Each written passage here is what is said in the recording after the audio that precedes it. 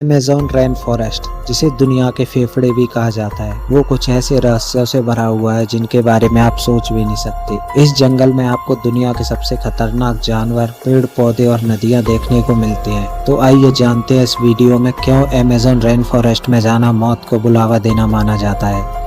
Amazon rain forest इतना बड़ा है कि अगर इसे हम चलकर पार करें तो हमें 900 से ज़्यादा दिन लग जाएंगे, और ऐसा कोई दिन नहीं होता जब इस जंगल में बारिश ना हो। इसीलिए इस जंगल को अमेज़न वर्षावन भी कहा जाता है।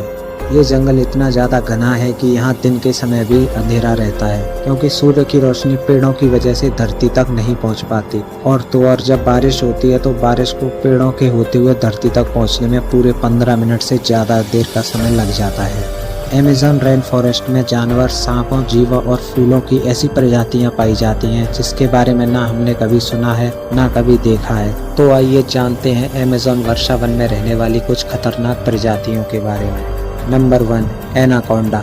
एनाकोंडा सांप आपने हॉलीवुड मूवीज में बहुत बार देखा होगा, जिसमें एक ही जगह कई बड़े बड़े सांप जंगलों में घूमते रहते हैं और इंसानों को डायरेक्ट ही निगल जाते हैं। तो दोस्तों, इतना बड़ा ही सांप हमें अमेज़न रेन फॉरेस्ट में देखने को मिलता है। अमेज़न रेन फॉरेस्ट में जो एनाकोंडा पाया जाता है उसकी लंबाई लगभग 30 फीट से 40 फीट होती है, जिसमें जहर तो नहीं होता लेकिन यह बहुत ही खतरनाक होता है। ये छोटे बड़े जानवरों को निगलते ही खा लेता है, और ये एक बार अगर किसी जानवर को निगल कर खा ले तो लगभग 1 महीने तक ये बिना किसी को खाए रह सकता है, और यह ज्यादातर दलदली स्थान या पानी वाले स्थानों में पाया जाता है।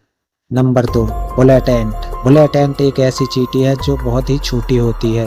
आपने चींटी तो बहुत सारी देखे होंगे, लेकिन बुलेट एंट जैसी चींटी नहीं देखी होगी। यह देखने में बहुत ही छोटी होती है, लेकिन इसका डंक मारना बहुत ही ज्यादा खतरनाक होता है। इस चींटी का काटना किसी गोली लगने के समान होता है, इसीलिए इसे बुलेट एंट कहा जाता है। इसके काटने से बहुत ही ज्यादा दर्द होता है, जिसे सहन करना बहुत ही ज्यादा मुश्किल होता है। कई बार तो इसके काटने से लोगों की मौत तक हो जाती है, इसीलिए इसे बुलेट एंट कहा जाता है, और ये अमेज़न जंगलों में काफ़ी ज़्यादा मात्रा में पाई जाती है।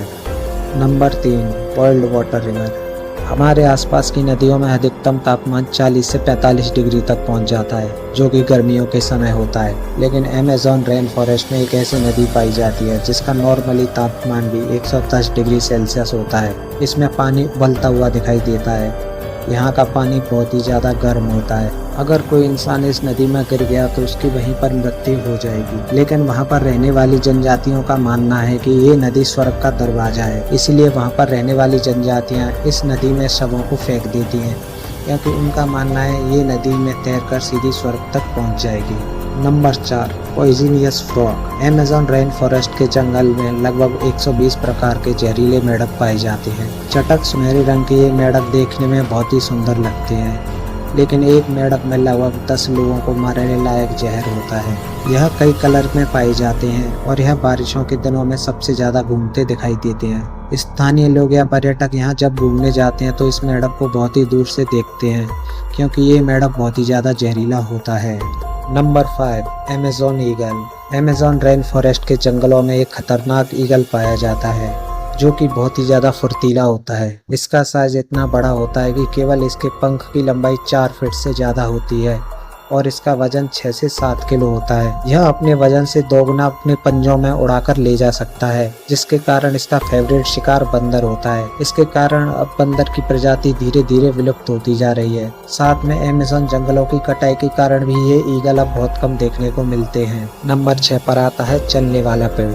एक बात तो हम सब बहुत अच्छे से जानते हैं कि हॉलीवुड के लिए कुछ भी करना आसान होता है, तभी तो लोग हॉलीवुड की बातों पर विश्वास कर लेते हैं। हॉलीवुड मूवीज में कई बार पेड़ों को चलते हुए दिखाया गया है। अगर हम आपसे कहें कि इस दुनिया में एक वॉकिंग ट्री मौजूद है तो ये आप विश्वास करेंगे या नहीं? तो दोस्तों, ऐसा पेड़ हमें अमेज़न रेन फॉरेस्ट में देखने को मिलता है।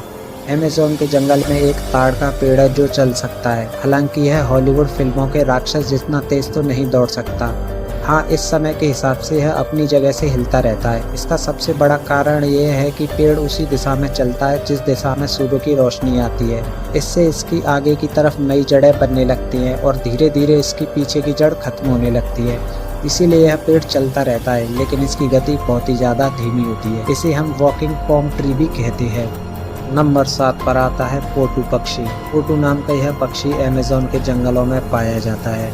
और यह पक्षी खुद को छुपाने की कला में माहिर होता है। वह स्थिति के अनुसार अपने शरीर को छुपा सकता है और एक टूटी हुई पेड़ की शाखा की तरह दिखता है। वैसे यह पक्षी आमतौर पर नजर नहीं आता क्योंकि यह ज्यादातर रात के समय निकलता है और दिन में टूटी हुई शाख पर बैठा रहता है, जिसके कारण इसे देख पाना नामुमकिन होता है। पोर्टू पक्षी अपने आप को आधा खुला रखता है और काफी देर तक एक ही मुद्रा में बैठा रहता है और यह बात जानकर वैज्ञानिक भी हैरान है।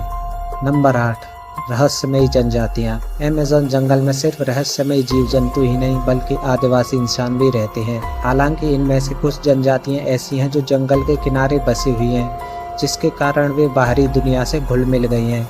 लेकिन कुछ जनजातियां ऐसी भी हैं जो इस जंगल में मौजूद हैं, जिनका बाहरी दुनिया से कोई लेना देना नहीं है। आज हम टेक्नोलॉजी के क्षेत्र में कितना आगे बढ़ चुके हैं, लेकिन उन्हें टेक्नोलॉजी से कोई मतलब ही नहीं है।